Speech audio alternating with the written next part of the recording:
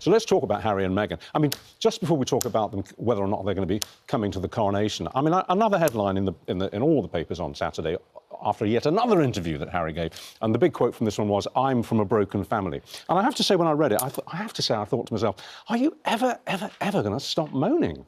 Are you ever going to shut up? There's two sides to this, which is one, he did have a very difficult upbringing. I mean, we focus a lot on Princess Diana dying, but I think it was probably a very difficult time while the marriage was disintegrating as well. However, if you're going to describe yourself as being from a broken family, you do also kind of have to acknowledge all of the privilege that comes with royal life when you make that point. Yeah. Obviously, exactly. they brought up in palaces with people waiting on them and, you know, best education money can buy. There are compensations, aren't there? There are definitely significant compensations. Sorry, did you refer to it as an interview? Well, he gave an interview, didn't he, to the shrink?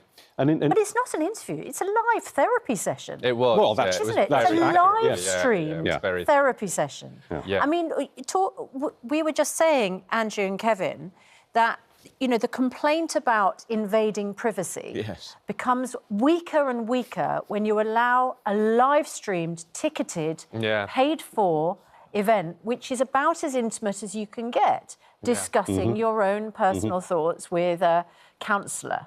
Don't you think, Jack? No, absolutely. And, you know, if my wife were here, she is an academic who writes about biographies, and a lot of people find the same thing, actually, with a ghost-written memoir, is that you're sitting there talking to somebody. If you've been through a lot of therapy, it's a lot like therapy. And so then you get into that same, you know, track. You're on that same railway track where you're bringing back all the stuff that you bring up in therapy, and it's very easy to forget that what you're actually doing is telling millions of people all over the world stuff that's incredibly private. The justification, I imagine, is to normalise therapy and for Harry to see himself as someone who's destigmatising the discussion of mental health. But in a therapy session, it is you and the therapist, and so other people's feelings genuinely don't matter in that closed space. But if you're no longer within a closed environment of a therapy session and you're telling millions of people all over the world, then Charles's feelings start to matter, William's feelings start to matter. Shall we just have a quick look at a clip from that therapy session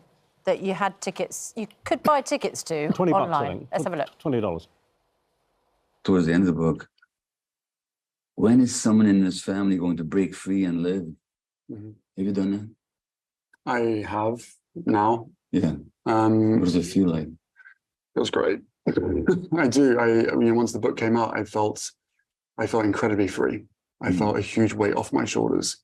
But I also, you know, the system of which I was, you know, I guess to some extent still am part of, doesn't encourage the living of the free living. So he now feels a huge weight off his shoulders because he's published the book. The trouble is that everybody's read the book and it has caused more problems, you imagine, when it comes to the coronation. I mean, he was very critical in the book of his stepmother in particular. So how would Prince Harry and Meghan appearing at the coronation go down, do you think, with the family and with the public? I think that they're basically going to be just shoved in a corner at the Abbey, sidelined, and, you know, some members of the royal family just won't want to look them in the eye, won't want to speak to them, and will, frankly, just ignore them. Were you surprised that they've been invited? No. I mean, it is the right thing for the reputation of the monarchy. If you're going to look back in 20 or 30 years' time, the monarchy always has to present itself as being above the psychodrama, above the soap opera, and too good for revenge, basically. So I'm not actually surprised that they got the invite, but I think it's quite interesting in the comment that came from Harry and Meghan's office that they were invited by the King's office. So Charles didn't ring Harry and kind of tell him, I want you there. I think that these, you know, I think Harry was hoping that he was going to get this apology that he talked about in his interviews around Spain. But apology for what exactly? I mean, what are they supposed to apologise for? I think they're supposed to apologise for not having issued a public statement calling on the media to go easy on Meghan. I think is probably what's at the centre of Harry's case. Well, that's not going to happen, is it? It's never going to happen. They're not going to get that apology. And in fact, I would imagine certain royal family members think that they're owed an apology the other way. So will they come? Harry and Meghan. Initially, my gut instinct was that they wouldn't. However, all this discussion about Frogmore Cottage, which they're losing, they have been given until early summer. Initially, they were going to lose it before the coronation, and now they're going to lose it after the coronation, which does suggest some negotiation directed at them attending. OK. Look, I can be critical of the way that Prince Harry and Meghan have operated, but I am also very sympathetic to them when it comes to the way they've been treated by the press. Because I think, you know, we saw, for instance, from the Jeremy Clarkson article, that the way that Meghan is spoken about is entirely out of proportion to the way that other people are spoken about. And so have they not got a point when they say to the royal family, why did you not protect us more? I remember when Kate Middleton used to get a really bad time in some of the papers, weighty Katie, like a real social climber. Elbows. Sorry, that's not even on a par No, there was lots. Meghan's There was lots. If you go back, it was pretty cruel. But no, they initially got the most fantastic coverage, and I, as a Republican, was like, oh no.